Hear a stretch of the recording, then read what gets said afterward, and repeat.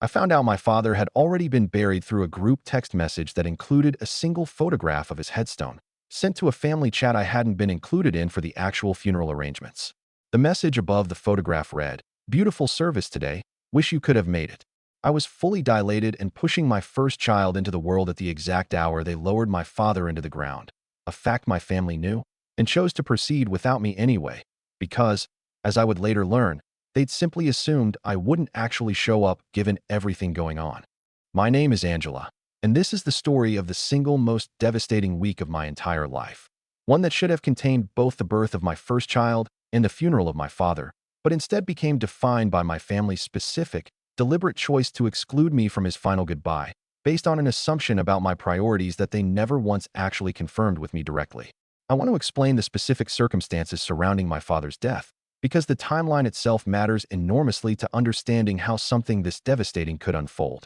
My father, Harold, had been battling declining health for several years, a combination of heart disease and diabetes that had gradually, steadily worsened despite consistent medical treatment. I was, at the time of his final decline, 39 weeks pregnant with my first child, a pregnancy my father had been genuinely, deeply excited about throughout, understanding it would make him a grandfather for the first time. I remember, specifically, a visit with my father roughly 3 weeks before he passed, both of us sitting in his living room while he talked, with genuine excitement, about all the things he was looking forward to doing with his granddaughter once she arrived, teaching her to fish at the lake house, spoiling her the way he'd always promised he would with his first grandchild. I carry that specific memory with particular weight now, understanding how close he came to meeting her, how much he genuinely anticipated that relationship that ultimately never had the chance to develop. My father passed away somewhat suddenly, despite his ongoing health struggles, following a cardiac event that occurred while I was already in early labor, a coincidence of timing that,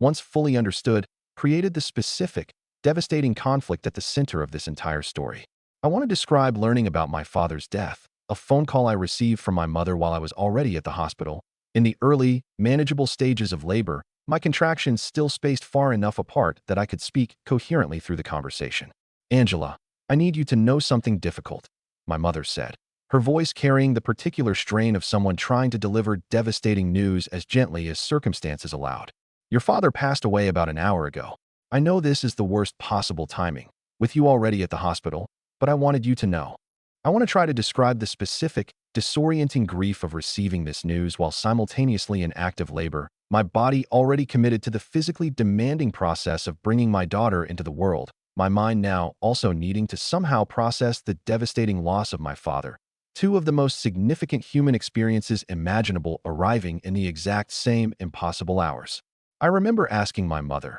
through tears that mixed grief and the ordinary emotional intensity of active labor, about funeral arrangements, genuinely believing, at the time, that this conversation represented simply an initial notification, with actual planning and scheduling still to come once I'd had time to process both the birth and the loss. "We'll figure out the details once things settle down a bit," my mother told me during that initial call. "Don't worry about any of that right now. Just focus on your delivery. We'll talk more once the baby's here." I want to describe the following 22 hours, an exhausting, emotionally overwhelming labor that ultimately required a combination of both grief and physical exertion I hadn't fully anticipated needing to navigate simultaneously. My husband Derek doing everything possible to support me through both experiences at once, understanding how uniquely difficult this specific convergence of events had become for our entire family. I remember specific moments throughout those 22 hours where the grief and the physical demands of labor seemed to merge into something almost unbearable,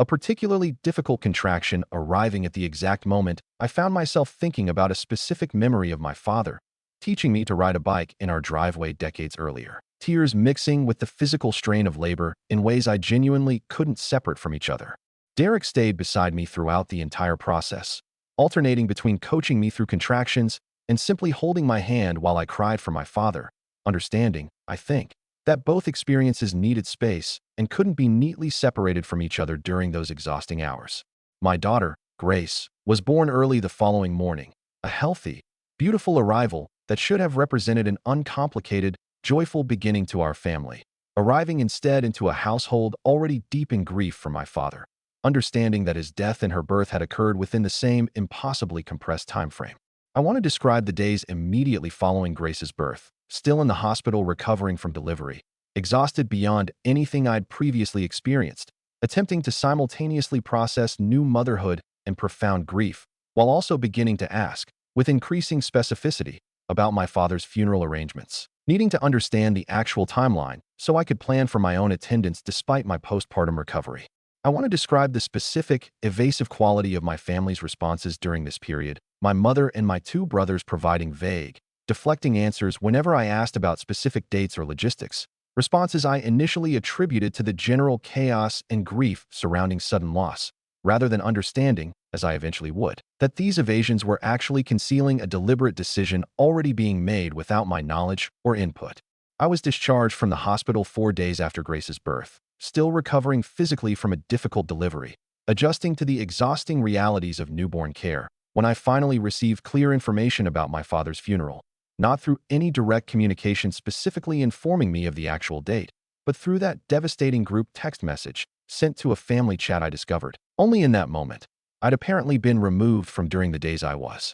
hospitalized. I want to try to describe the specific, vertiginous shock of that message, seeing a photograph of my own father's fresh grave, understanding, in real time, that the funeral had already occurred, that my family had proceeded with burying my father without me, without any direct conversation confirming whether I could or wanted to attend, based apparently on some assumption they'd made entirely on their own. I called my mother immediately, Grace asleep in my arms, my postpartum body still exhausted and healing, my voice shaking with a combination of grief, confusion, and rapidly building anger. "Mom, what happened? Why wasn't I told the actual date? Why would you bury Dad without me?" I remember sitting in my nursery rocking chair during that call, Grace's small, sleeping weight against my chest, staring at the photograph still open on my phone screen, my father's fresh grave surrounded by flowers I hadn't been there to help choose, headstone text I hadn't been consulted about, an entire ceremony that had apparently unfolded in complete detail without a single direct question to me about whether I could or wanted to be included.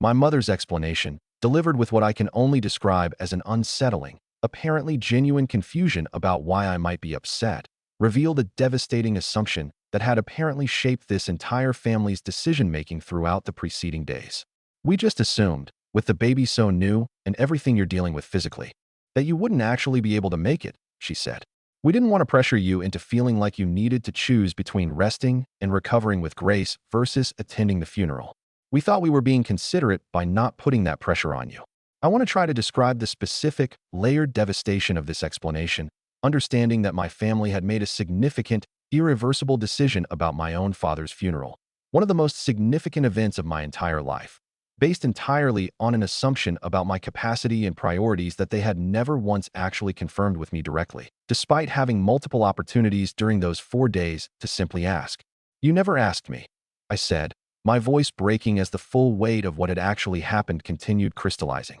"You never once asked if I wanted to be there, if I could figure out a way to be there. You just decided, for me, that I wouldn't want to, and then you proceeded without even giving me the choice." I want to describe the specific, painful details I learned over the following days, piecing together the actual timeline of decisions that had led to this devastating outcome. My family had, apparently, decided within the first day of my hospitalization that proceeding with the funeral quickly, without waiting for my recovery, represented the most practical path forward, a decision seemingly made collectively among my mother and brothers without any direct consultation with me, despite my clear, repeated questions during those same days about funeral timing and logistics. I learned, through a difficult conversation with my younger brother, Mark, who seemed genuinely uncomfortable discussing the specific decision-making process once I pressed him directly, that there had been some internal family discussion about waiting for my recovery, discussion that had ultimately been overruled by our older brother, Kevin, and our mother,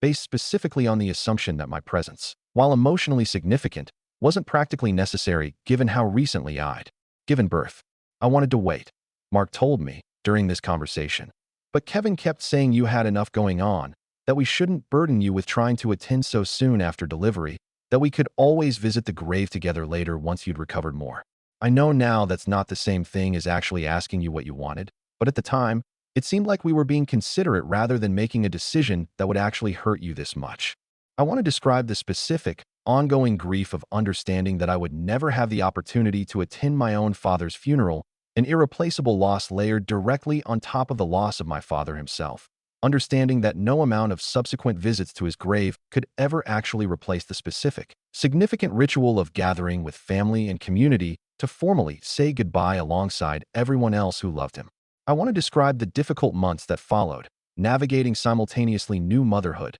profound grief for my father, and a genuinely significant rupture in my relationship with my mother and brothers, all three of whom, to varying degrees, struggled to fully understand why their decision, made with what they characterized as genuinely considerate intentions, had actually caused such lasting, significant harm. I want to describe a particularly difficult conversation I had with my mother roughly 2 months after the funeral. Once I'd had time to process the initial shock and had begun working with a therapist specifically to address both my grief for my father and the additional trauma of missing his funeral entirely. I need you to understand, I told her during this conversation, that this wasn't your decision to make for me. However good your intentions were, you took away my only opportunity to say goodbye to my father in the way our whole family and community did together. That's not something that can be fixed by visiting the grave later. That specific moment is gone forever, and I'll never get it back. My mother's response to this conversation, while not immediately producing the full acknowledgement I needed,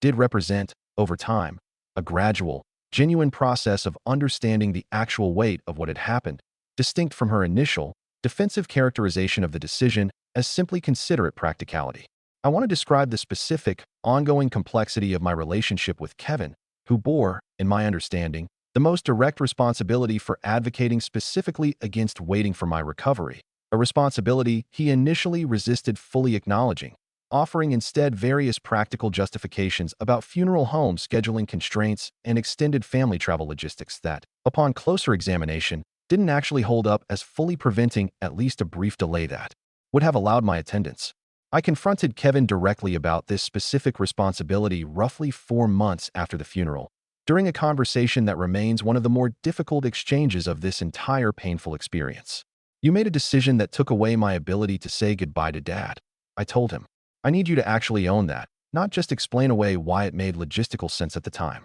Kevin's eventual acknowledgement, when it finally arrived during that conversation, carried what I believe was genuine remorse, even if it arrived considerably later than I would have preferred. I think I convinced myself I was making the practical, responsible decision, he said, and I didn't let myself think clearly about what I was actually taking away from you in the process. I'm sorry, Angela. I should have at least called you directly and asked, instead of deciding on your behalf what you would and wouldn't want. I want to describe the specific way Grace's early infancy became permanently, inextricably tangled with this profound grief and family conflict, understanding that her first months of life, which should have represented an uncomplicated period of joy and adjustment, instead unfolded alongside genuine trauma regarding my father's funeral and significant strain in my relationships with my mother and brothers. I want to be honest that even now, while over a year removed from these devastating events, I continue to carry a specific, particular grief regarding my father's funeral that feels genuinely unresolved in ways that other aspects of losing him don't.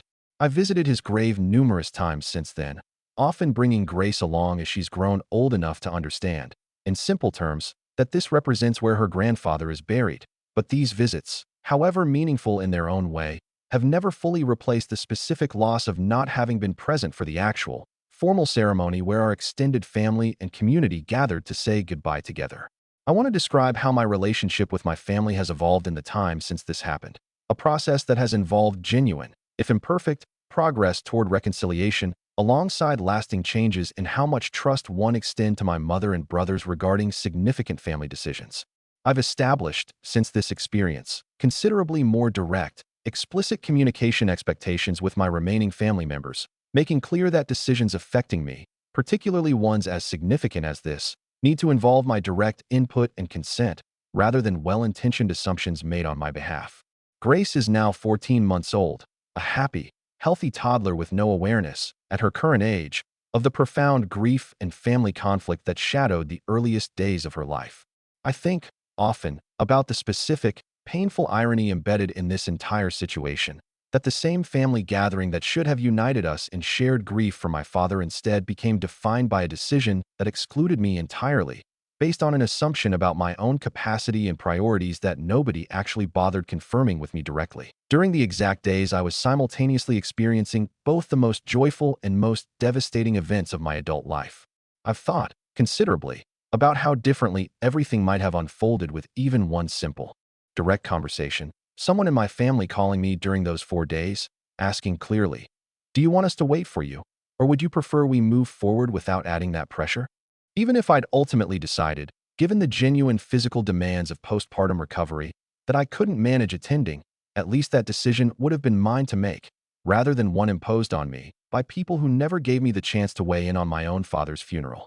Derek has been a consistent, steady source of support throughout this entire process, present for both the initial devastation and the slower, ongoing work of processing everything alongside caring for our new daughter. I don't know that I could have navigated the specific complexity of this grief without his patience, particularly during the early months when my anger at my family felt, at times, almost as overwhelming as my grief for my father himself. If you've ever had a family make a significant decision on your behalf during a moment of genuine vulnerability, based on assumptions about your capacity or priorities that were never actually confirmed with you directly, I want to hear how you navigated both the immediate devastation and the longer process of addressing it within your family relationships afterward. I used to believe that families, particularly during moments of shared grief, would naturally prioritize including every member in significant, irreplaceable rituals like funerals, understanding instinctively how essential that inclusion actually is. I've learned, in the most painful way possible, that even well-intentioned families can make devastating,